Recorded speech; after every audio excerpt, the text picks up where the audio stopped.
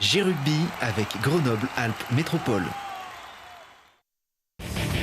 G-Rugby avec Samsé. Samsé, bravo les hommes en bleu.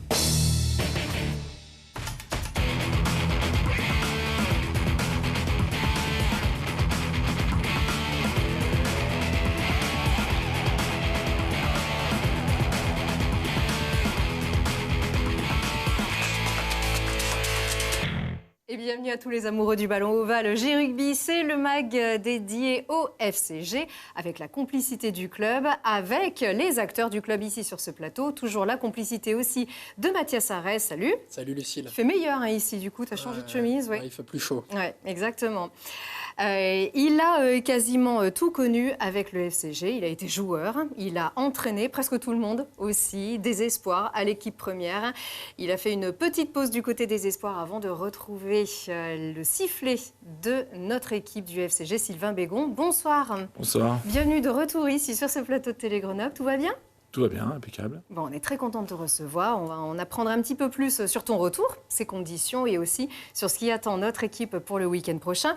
Tout d'abord, on reste sur une défaite. Donc avant ce match contre Rouen au Stade des Alpes, on reste sur une défaite à l'extérieur. À Perpignan, c'est jamais facile de gagner de toute façon.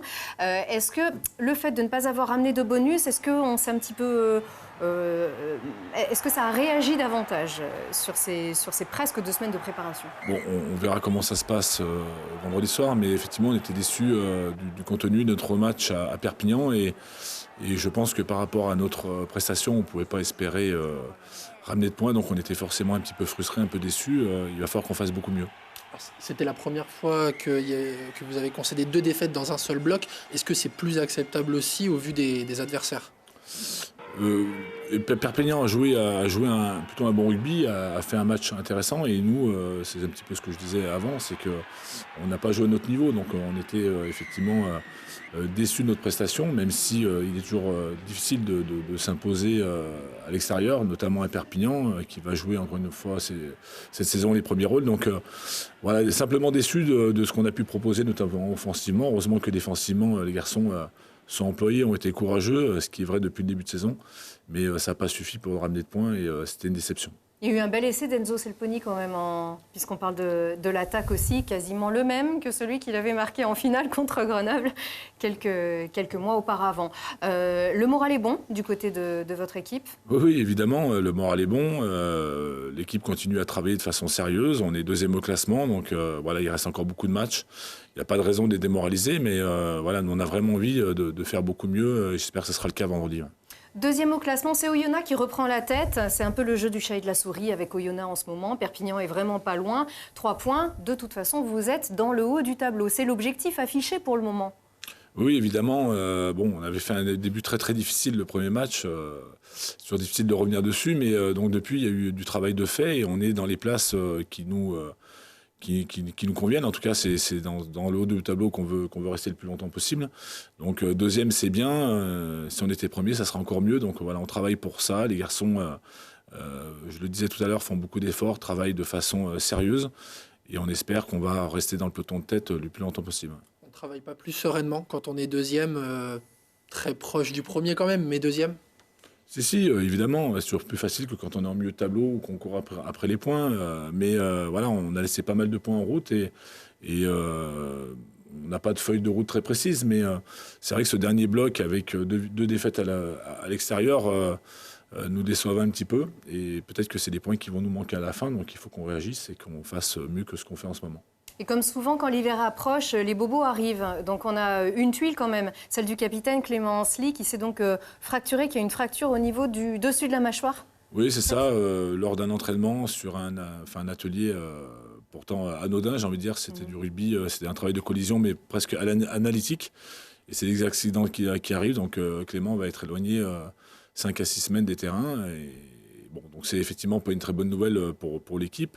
Mais pour sa santé, c'est pas trop grave parce qu'on s'inquiète toujours. Non, il nous a rassurés. Il a été opéré hier, donc je l'ai pas eu encore au téléphone, mais c'était pas quelque chose de très très grave. Il souffrait pas, donc on espère qu'on va le retrouver effectivement rapidement. Mais comme tout le reste de nos blessés, on a pas mal de garçons à l'infirmerie, donc on leur souhaite. Ça se rase avec son problème à la main. On a toujours Gaëtan Germain.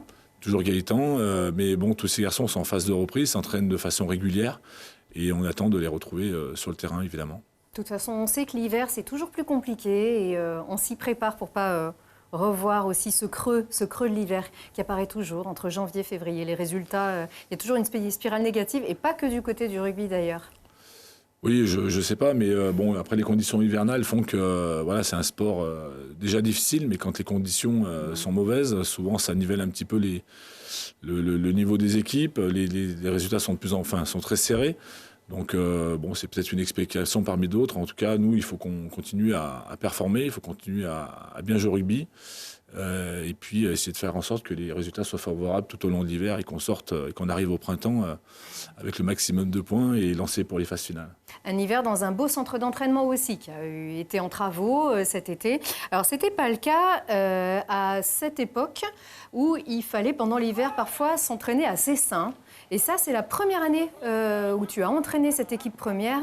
On est en 2007 ici, avec deux garçons qui jouent encore. Il y a Richard Chouara qui est là, Claude Braille. Qu'est-ce que tu gardes de ces années-là ? Que des bons souvenirs. C'était le début de mon métier d'entraîneur, même si j'avais entraîné les jeunes, j'avais entraîné Chambéry en Fédéral 1.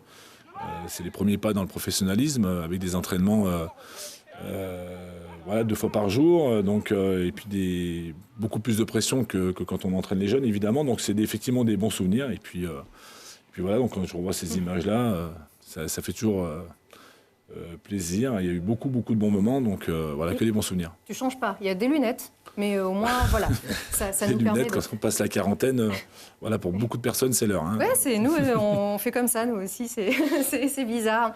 Et puis, alors, s'il fallait garder un temps fort, est-ce que ça serait celui-là, celui de ce 14 avril 2012, et surtout cet essai-là, qui est l'essai du bonus, qui est marqué par Jonathan Pélissier. On se dit que peut-être là, ça y est, vous êtes en train d'être champion de France, et donc vous montez en top 14. Oui, effectivement, c'était un moment très très fort. Je me rappelle très très bien de ce match, de la préparation, mais de la saison dans sa globalité. On avait fait une saison, j'ai envie de dire presque hors norme. Survolée, vraiment. Oui, survolée, mais on en avait une équipe de qualité, avec des garçons qui tiraient tous dans le même sens. Vraiment, c'est des beaux souvenirs. Et ramener un titre à Grenoble, c'était une vraie fierté. Ils avaient été responsables, presque, sur leurs entraînements. C'est eux qui se prenaient en main, presque. Oui, avec vous, bien sûr, mais... Évidemment, mais ce qu'on dit tout le temps, c'est que les entraîneurs, nous, on est là, on est des supports, on leur donne un petit peu des outils, on essaye de les aider au quotidien, mais après, les résultats, c'est souvent les joueurs qui les réalisent. Et donc on essaie de les mettre dans les meilleures conditions, mais il y a un moment, c'est eux qui décident. Et quand ils ont décidé, cette année-là, c'était un peu le cas. Ils avaient décidé de faire des bonnes performances, de travailler ensemble. Et on a eu une saison assez extraordinaire. Un sentiment un peu similaire aussi cette année avec le groupe ?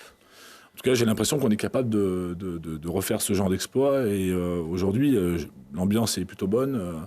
Elle est saine. Les garçons, je le dis assez régulièrement, travaillent de façon sérieuse. Donc il n'y a pas de raison, s'ils le décident, qu'on ne puisse pas faire une saison de ce niveau-là. Alors peut-être pas avec le titre au bout, on n'en sait rien. Mais en tout cas, se donner le maximum de possibilités pour y arriver. Et en tout cas, c'est tout ce qu'on souhaite et on travaille pour ça. Avec Stéphane Glas, et lui et toi, avec votre expérience, vous savez qu'il y a des choses par lesquelles il ne faut pas passer. On est monté il y a 2 ans, tu n'étais pas là, donc on a connu l'épisode d'une montée, donc l'ascenseur émotionnel et l'ascenseur au niveau des divisions aussi. Tu as été donc mis à l'écart de l'équipe première en 2015, c'est ça, en 2015. Oui. Comment est-ce que tu as pris cette mise à l'écart ? Tu es resté au club, tu as entraîné tes espoirs, mais comment ça s'est passé ? Est-ce que tu as compris ? Est-ce que tu as digéré à ce moment-là ? Oui, on ne comprend jamais vraiment, mais bon, ça faisait 8 ans que j'étais là, il y avait peut-être besoin de changement. En tout cas, ça s'est fait comme ça. Ça avait été un petit peu difficile à vivre. Et puis après, on rebondit, on se nourrit de nouvelles expériences, on apprend un petit peu sur son métier, et puis on revient différent. Mais aujourd'hui, c'est un épisode sur lequel je ne reviens pas régulièrement. Si j'ai accepté à nouveau cette mission, c'est que je me sens bien au club et j'ai passé des bonnes années avec les espoirs aussi. Donc l'entraînement, c'est un travail de tous les jours, c'est une continuité. On ne le fait pas toujours dans les conditions qu'on souhaiterait. Mais en tout cas, aujourd'hui, je suis content de ce qui m'arrive, je suis content de ce qui se passe au sein du club. Donc j'ai envie de dire que c'est plutôt des bonnes nouvelles. On a l'impression qu'en tout cas, on ne s'est pas quitté. On t'avait retrouvé ici à la barre des espoirs avec Lionel Anselmoz. Et quels espoirs ? Ce sont des garçons qui sont là aujourd'hui dans l'équipe première. Certains aussi sont partis dans d'autres clubs. Loïc Baradel qu'on voit ici. Mais vraiment, je pense, est-ce que c'était un argument justement pour le club de te refaire revenir à la barre de cette équipe première, sachant que tu connais tous ces garçons, tu les as entraînés, tu as vraiment cette connaissance des jeunes. Oui, je ne sais pas si c'était une volonté. En tout cas, il y a la continuité dans le travail qui est entrepris au sein du club depuis un certain nombre d'années. Voilà, on passe d'éducateur à entraîneur pro. C'était le cas aussi pour Jérôme Vernet, qui se retrouve régulièrement avec l'équipe professionnelle. Et en fait, aujourd'hui, on a cassé un petit peu les cloisons. Ça pose plus vraiment de problème. Après, des joueurs, on en retrouve au sein de l'équipe première parce que le club de Grenoble est un club formateur. On en forme beaucoup. Malheureusement, il y en a quelques-uns qui s'en vont, mais ça fait partie du jeu. Et effectivement, c'est un vrai plaisir pour moi de les retrouver aujourd'hui au sein de l'équipe professionnelle, les avoir au quotidien à l'entraînement. C'est un plus d'avoir ce lien entre ces joueurs qui arrivent d'espoir et ceux qui étaient déjà là avant lors de votre premier passage. Un plus, je sais pas. En tout cas, pour moi, ça paraît assez logique et j'ai envie de dire, c'est la vie d'un club. Il faut qu'on ait une ossature de l'équipe pro qui soit composée de jeunes issus du club. Donc ça, c'est important.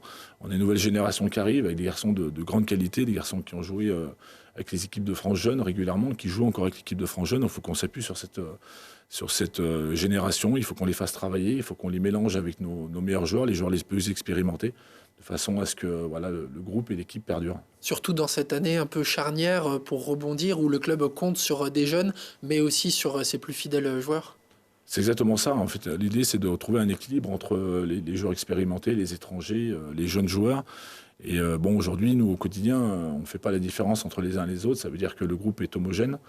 Et on va s'appuyer sur cette jeune génération. Il y en a quelques-uns qui apparaissent de façon régulière au sein de l'équipe première. Je pense que c'est bon pour la suite, c'est bon pour le club. C'est bon aussi, c'est des signes importants pour nos jeunes joueurs qui jouent dans les catégories inférieures, qui sentent qu'ils peuvent évoluer au plus haut niveau à Grenoble. Et c'est vraiment une volonté de l'ensemble du club et pas que du staff de l'équipe première. C'est le cas, on a vu, c'est le cas pour Guillemin, Simutoga. Oui, même si Michael... On a vu, oui. Oui, Michael Simutoga arrive de Clermont-Ferrand, mais il y a beaucoup de jeunes joueurs. Ouais. Moi, je pense à des garçons comme Ange Capozzo, qui est passé par les espoirs, par comme Nathanaël Huleux. On a vu Dylan Jacot aussi sur ces... Oui, Dylan Jacot, Michael Capelli, Bastien Guillemin, Jérémy Valençon. On ne va pas tous les citer, mais... C'est ceux qui sont là. Oui, c'est beaucoup de garçons qui sont passés par notre centre de formation, qui sont passés par nos équipes jeunes et qui aujourd'hui brillent au plus haut niveau. Donc ça, c'est intéressant et ça veut dire que le club travaille plutôt bien. Voilà, alors qu'il y en a aussi qui sont partis. Donc sur ces images, on les a vus. Loïc Baradel, Kylian Gérassi n'était pas là sur cet entraînement, mais il s'entraînait aussi avec vous. Gervais Cordin aussi. Oui, bien sûr. Est-ce que justement on veut préserver ça? On veut garder nos jeunes le plus possible, les former au meilleur niveau et les garder. Est-ce que le fait justement de t'avoir fait revenir à la barre, c'est un signe? Un signe fort, oui, mais enfin, maintenir nos jeunes, les garder vraiment dans cette famille-là et les garder aussi dans la famille. C'est une vraie volonté, mais il faut dire une chose, c'est que les garçons ne resteront pas parce que Sylvain Bégon entraîne l'équipe première. Les garçons, aujourd'hui, comme Kylian, comme je pense à Thomas Jolmès, à d'autres, à Gervais Cordin, ils sont sollicités par de grands clubs. C'est le monde professionnel, ils ont des carrières à gérer. Aujourd'hui, peut-être que le club n'avait pas les arguments pour les garder, je n'en sais rien. En tout cas, nous, on essaye de travailler au sein du club pour avoir le maximum d'arguments. Les arguments, c'est effectivement de bien travailler à l'entraînement, les faire progresser, avoir un environnement du club qui soit favorable, gagner des matchs, jouer au plus haut niveau. Donc c'est ce qu'on essaie de faire régulièrement. Et évidemment, le top 14, c'est aussi quelque chose qui pèse dans la balance. Et si un jour on veut conserver nos jeunes, il faudra qu'on joue en top 14. Alors je ne sais pas si ça va arriver rapidement ou pas, mais c'est une nécessité pour garder les meilleurs. Jouer en top 14 et s'approcher le plus possible du milieu, voire des qualifs. Exactement. Alors on a eu le son de cloche de certains joueurs. Maintenant, on aimerait l'avoir un peu du staff. Est-ce qu'une montée serait un peu précipitée ? On peut jamais l'écrire. Évidemment, la montée, de toute façon, est toujours une bonne nouvelle. Parce que jouer au plus haut niveau, ça donne de la visibilité. Et tout le monde a envie de jouer au plus haut niveau. Après, il faut y arriver et être bien préparé. Et l'idéal, c'est de monter et puis d'y rester. Donc, on était monté en 2012, on est resté un peu plus de 3 ans, et puis on s'est aperçu que c'était difficile. On a lutté à chaque fois pour le maintien. C'est des saisons qui sont difficiles. Donc, on ne peut jamais l'écrire. En tout cas, une montée, ça ne se refuse pas. Et si on a la possibilité de le faire, je pense qu'il faudra la prendre avec plaisir. Maintenant, il y a beaucoup de travail. Et peut-être qu'on échouera aussi, mais il ne faudra pas tout remettre en question. On est vraiment parti sur un travail de fond, un travail important. L'idée, c'est vraiment de pérenniser le club au plus haut niveau. Et peut-être que, déjà le haut de la Pro D2, et c'est déjà le haut niveau. Donc, c'est essayer d'y rester le plus longtemps possible. Et puis, quand on arrivera en top 14, être armé pour y rester. Ouais. C'est ça, on vous sent déjà plus solide. Il y a 2 ans, on sentait vraiment que cette montée était une opportunité, mais que le maintien serait très, très compliqué. Est-ce que c'est du feeling? Est-ce qu'on n'en sait rien? Mais ça, on vous sent déjà mieux armé, plus solide. J'en sais rien. Vous avez maîtrisé certains de vos adversaires, comme le VRDR, comme Nevers, où vraiment vous avez affiché une belle maîtrise. Oui, de la maîtrise, mais on n'en a pas tous les matchs. Ça veut dire que c'est encore fragile. Aujourd'hui, voilà, sur les 4 derniers matchs, on fait 2 défaites à l'extérieur et on ramène 0 points. Ça veut dire qu'il y a encore du travail. Rien n'est acquis. Donc il faut simplement continuer à travailler et puis emmagasiner un maximum d'expérience et s'armer le plus possible pour jouer le plus haut niveau et encore une fois y rester. Mais ça prend du temps, ça prend de l'énergie. Et on va essayer de construire ça avec nos jeunes joueurs et tous les garçons qui sont là en ce moment dans le groupe pro. Et avec le staff, ça va avec Stéphane? Vous avez une belle entente? Oui, très bien. Ça va bien avec Stéphane, ça va bien aussi avec le reste de l'ensemble du staff. Je crois qu'on a vu quelques images tout à l'heure. Le staff, c'est pas que Stéphane Glas et Sylvain Bégon. Je me permets de rajouter des garçons comme Jérôme, comme Jean-Noël Perrin, comme Cyril Villain aussi qui fait un gros travail sur la défense et puis tout le staff de prépa physique. Donc le staff, c'est 10-12 personnes tous les jours au quotidien qui travaillent ensemble. Effectivement, ça travaille plutôt bien, il y a une bonne ambiance. En tout cas, il y a beaucoup de bienveillance. On travaille plutôt bien ensemble parce qu'on est capable de se dire les choses de façon claire, sans se vexer les uns les autres, et c'est pour ça que ça fonctionne. Des choses avaient changé quand tu es revenu? Tu as vite trouvé tes repères ou est-ce que tu as trouvé un club un peu différent, une équipe première un peu différente? Non, les choses ne changent pas vraiment. Ce qui a changé, c'est de retrouver un staff composé de beaucoup de gens que je connaissais déjà, avec lesquels j'avais fonctionné. Je pense à Cyril, à Jérôme qui était en place, notamment. Après, j'ai fait la connaissance de Stéphane, mais ça a matché assez vite. Et puis, effectivement, c'est toujours agréable de travailler avec des gens qui ont porté les mêmes couleurs, qui ont un petit peu la même vision. Donc, on travaille en confiance et on se régale tous les jours. Ouais. Donc, c'est assez important. La question basique, comme on ne s'est pas vu aussi depuis plusieurs mois, voire plusieurs années sur ce plateau, tu avais hésité tout de même? Oui, évidemment, parce que j'aimais bien ce que je faisais aussi avant. J'avais repris aussi une activité professionnelle qui se passait plutôt bien aussi. Donc choisir, c'est renoncer, quoi. Je suis revenu aussi parce que vivre de sa passion et vivre les moments que j'ai vécu pendant pas mal d'années, c'est pas offert à tout le monde. Donc on vit qu'une fois et j'avais envie de retenter l'expérience. Aujourd'hui, j'ai pas de regrets. J'espère que ça va continuer et qu'on va vivre une belle saison tous ensemble. C'est l'expérience pour ces bons et ces mauvais moments, en sachant qu'il y a aussi des mauvais moments. Mais tu es déjà passé par là, donc c'est plus facile à vivre peut-être. Oui, après les mauvais moments, ils sont tellement vite effacés quand on vit des moments de joie, comme on a vu tout à l'heure. Un titre en 2012, ça ne se remplace pas.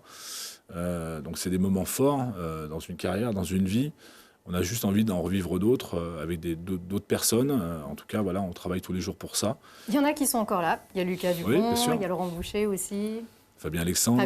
Oui, donc on a encore des garçons. Qui était blessé sur la finale, les phases. Donc il y a des garçons avec qui on a déjà vécu ce genre d'aventure. On a juste envie de revivre les mêmes émotions avec de nouveaux joueurs, de jeunes joueurs, d'autres garçons. Et puis ça se fera encore des bons souvenirs. Et puis surtout ramener des titres ou des moments de gloire pour ce club qui le mérite tellement. Ouais.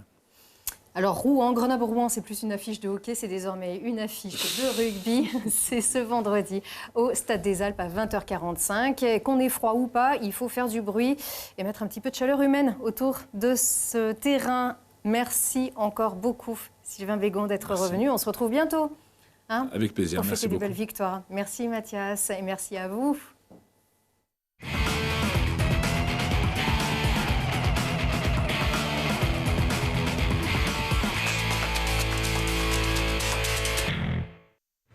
C'était G-Rugby avec Grenoble-Alpes Métropole. G-Rugby avec Samsé. Samsé, bravo les hommes en bleu.